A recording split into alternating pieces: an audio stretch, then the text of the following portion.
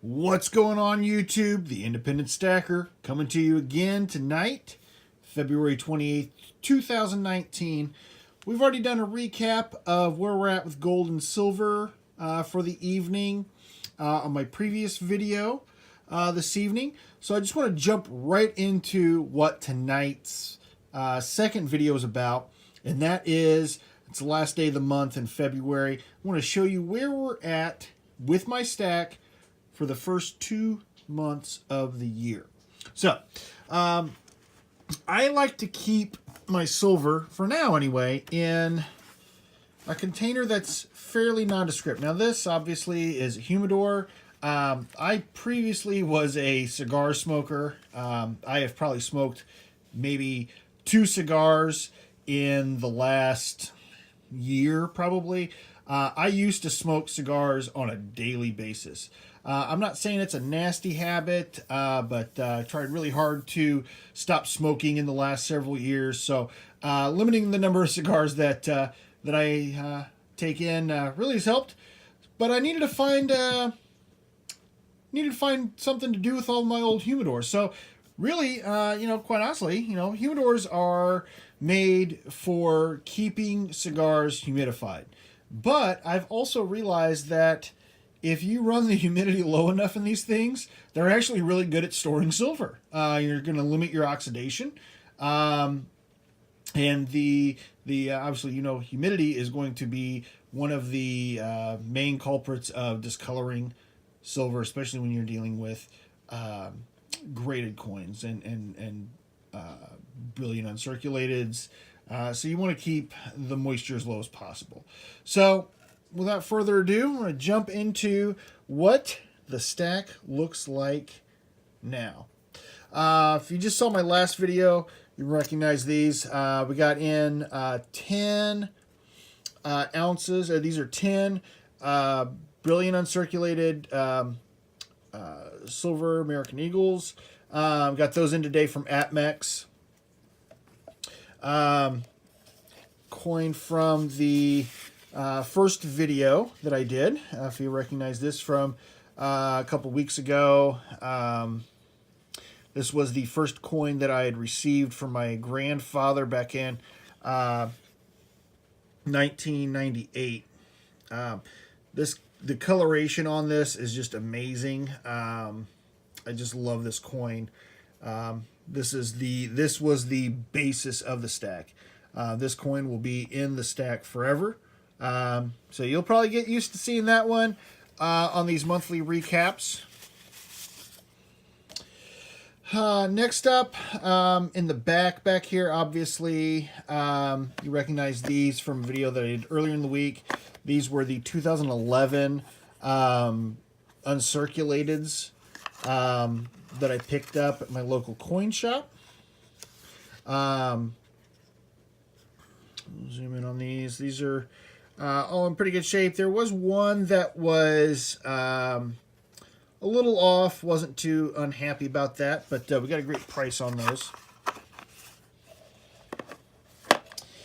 We have the 5 bars, the 4 APMEX bars and the Engelhard bar that I picked up at a second local coin shop earlier. Actually, Bill, I picked these up yesterday. So we've got those in the stack now. We have the commemoratives that I picked up last Monday at my usual local coins shop, or what I would consider my usual now.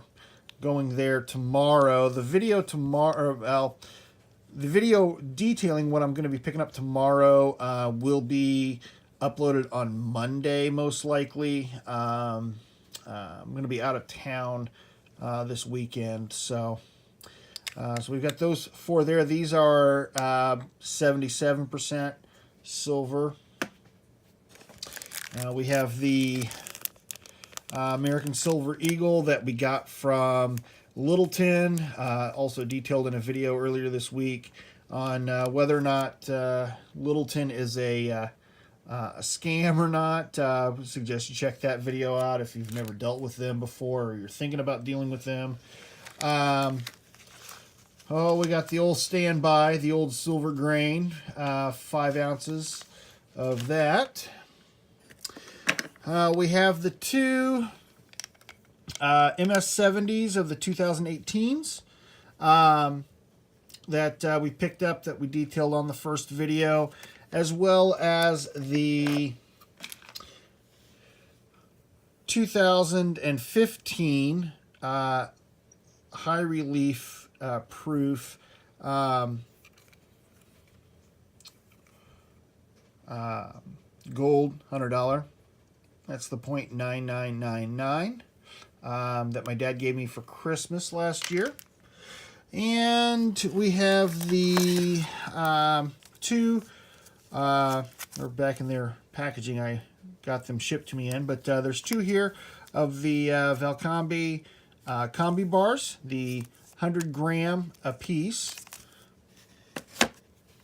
And of course we've got the 1 ounce silver proof. Now this one, I am going to do an update video to this at a future date. I asked a question earlier today with Daniel. I added a comment to one of Daniel over at Coin Help Use videos from a couple of weeks ago, and he got back to me really fast. So Daniel, I do appreciate that. This is the Cameo proof from 2012 that we picked up. We highlighted this in a video earlier in the week. I do want to zoom in on this one again.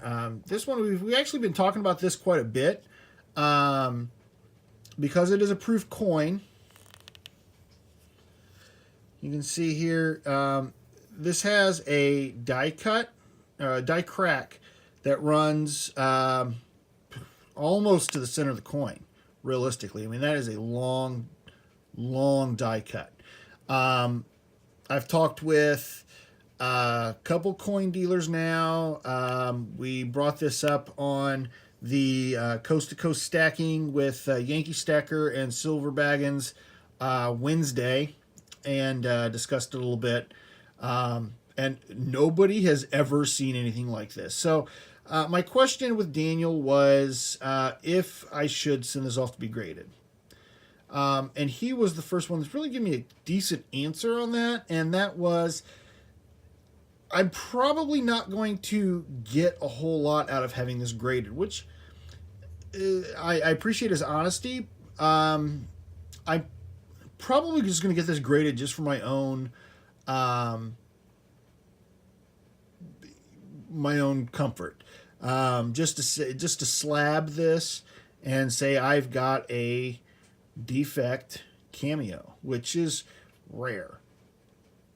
So that is where we're at with the stack so far for the first 2 months of the year. For those playing the home game, this total is now just shy of 39 ounces. For those of you that have been watching the video series from the beginning, my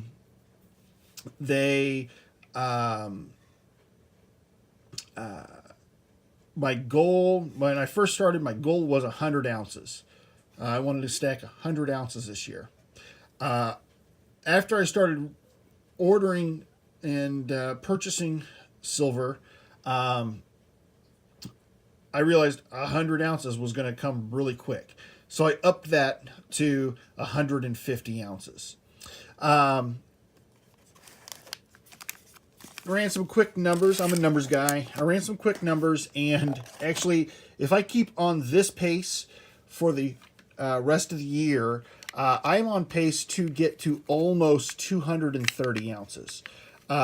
So as we start to progress a little bit further in the year, I might reevaluate my 150 ounce goal again, and decide that I want to do a little bit more. We'll see. Obviously, right now, it's a good time of year to be stacking. We're seeing some good pricing for silver. Silver, like I said, silver's down a little bit. So it's a good time to be really be stacking up. One last thing I want to show you before I sign off tonight is what we have in here. My grandparents both graduated from Butler University and were lifelong Butler University fans. I grew up in a Butler household, and we just grew up going to games. I still go to 3 or 4 games a year. My grandfather wore this ring every day until the day that he passed a few years back. When he passed, my brother and I just figured that he had worn this ring to the grave, literally. When my grandmother passed away, we did end up finding this ring in the house, and so we were just ecstatic to have found this. It's just a 14 karat gold ring. It's from Bradford, I believe, and it has very small diamonds in the eyes. It's just, I've owned a bulldog in the past, and they're just awesome dogs. I wear this ring when I go to Butler games, and everybody really seems to like this ring. It's just really cool. Memento. There's not a lot of worth here, obviously, with just being 14 karat.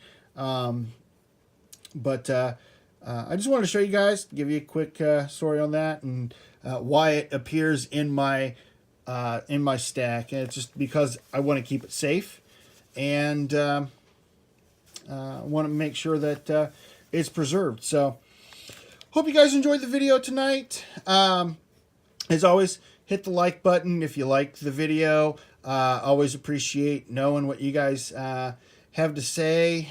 Comments. If you guys have any opinions on my stack so far, whether I'm stacking the wrong stuff, if I need to stay away from the proof coins, the uncirculateds, if I need to concentrate on the tubes and the bars, let me know down in the comments down there. And as always, really appreciate the likes and the subscriptions down here. We have 11 subscribers on the channel now. So I really appreciate it, guys.